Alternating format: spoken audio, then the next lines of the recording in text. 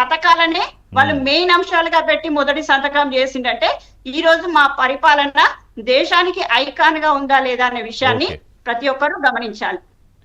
Right. Premender Reddy గారు, సాయంత్రం ఇవాళ కేంద్ర ప్రభుత్వం ఆధ్వర్యంలో కూడా తెలంగాణ ఆవిర్భావ వేడుకలు ఢిల్లీలో ఘనంగా చేయడానికి ఏర్పాట్లన్నీ చేసుకున్నారు మీరు కూడా. సో ఏంటి తెలంగాణకు ఏం చేయబోతోంది ఇవాళ ఎన్డీఏ ప్రభుత్వం అంటే? ఇప్పుడు తెలంగాణ అభివృద్ధి అనేది భారతీయ జనతా పార్టీ కానీ ఎన్డీఏ ప్రభుత్వానికి కానీ చాలా ఇంపార్టెంట్, ప్రాధాన్యత మొదటి నుంచి కూడా అట్నే ఉంటుంది. ఇక్కడ ఏ ప్రభుత్వం ఉన్నది, ఇక్కడ రాజకీయం ఎట్లుంది అనేది కాదు. అసలు తెలంగాణ రాష్ట్రం ఏర్పడాలనేది బీజేపీ డిఎన్ఏలో ఉంది కాబట్టే ఏర్పడ్డది. ఎందుకంటే చిన్న రాష్ట్రాల యొక్క చిన్న రాష్ట్రాలను ఏర్పాటు చేయాలి పరిపాలనా సౌలభ్యం కోసం. ఉండి ఉండకపోతే మాట్లాడడానికి మరి ప్రతిరోజు మాట్లాడతాం కదా, మాట్లాడండి ప్రేమేందర్ రెడ్డి గారు. తెలంగాణ వచ్చేది కాదు. ఎందుకనంటే గత అనేక సంవత్సరాలు కాంగ్రెస్ పార్టీ ఎట్లా దాన్ని పెండింగ్ లో పెట్టింది, ఏం జరిగింది అనేది మనం చూసాం. రాహుల్ రెడ్డి గారు నా పేరు, ప్రేమేందర్ రెడ్డి గారు మీరు మళ్ళీ మాట్లాడుతున్నారు రాజకీయాలు. ఒక్క నిమిషం నన్ను ఇప్పుడు వారు మాట్లాడినంత సేపు నన్ను చెప్పని చెప్పిన తర్వాత మళ్ళీ మాట్లాడచ్చు. నన్ను చెప్పిన తర్వాత మళ్ళీ మాట్లాడవచ్చు.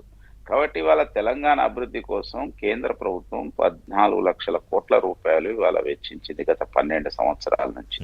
అనేక ప్రాధాన్యత ప్రాజెక్టులు, national average national highways 2500 kilometres ఉంటాయి, అలా 5000 మోర్ దాన్ కిలోమీటర్స్.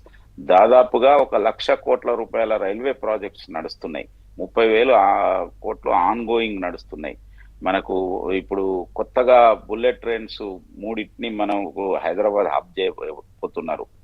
అదేవిధంగా ట్రైబల్ యూనివర్సిటీ ఇవ్వడం విషయంలో కావచ్చు, తర్వాత మనకి ఏదైతే అమృత్ సిటీస్, స్మార్ట్ సిటీస్ విషయంలో కావచ్చు, అంటే కేంద్ర ప్రభుత్వం ఏం చేయాలో అది చేస్తున్నది.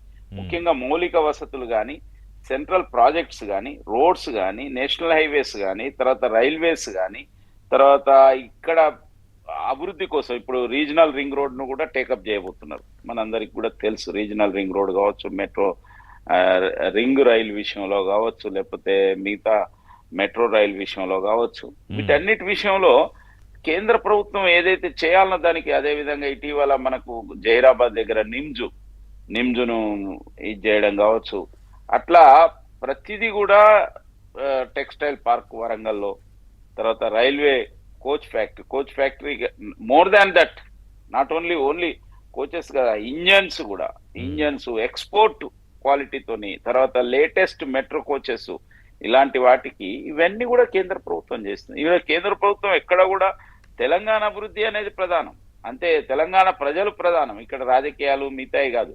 గతంలో కేసీఆర్ గనక ఇంకా కేంద్ర ప్రభుత్వానికి సహకరించుంటే ఇంకా అద్భుతాలు జరిగేది. ఇక్కడ ఆయన ఒక ఫాల్స్ ప్రెస్ చేస్తున్నాడు.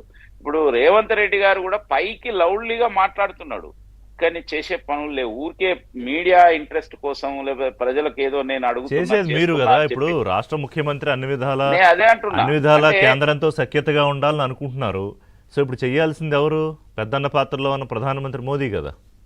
అయితే అనుకుంటున్నారు కానీ అనుకున్నట్టుగా ఉండడం లేదు, ఊరికే మాట్లాడడం తప్పితే విషయాలలో ఎక్కడైతే రావుల్ రెడ్డి గారు ఈ ఒక్క పాయింట్ మీద రావుల్ గారికి అవకాశం ఇద్దాం.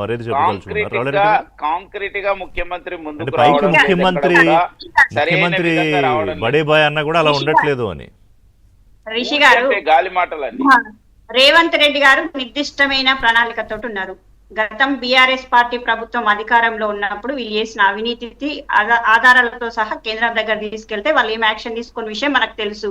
ఎందుకంటే ఆ రెండు పార్టీలు ఒకటి కాబట్టి. ఈ రోజు కూడా నేనేమంటున్నా అంటే తెలంగాణ బీజేపీ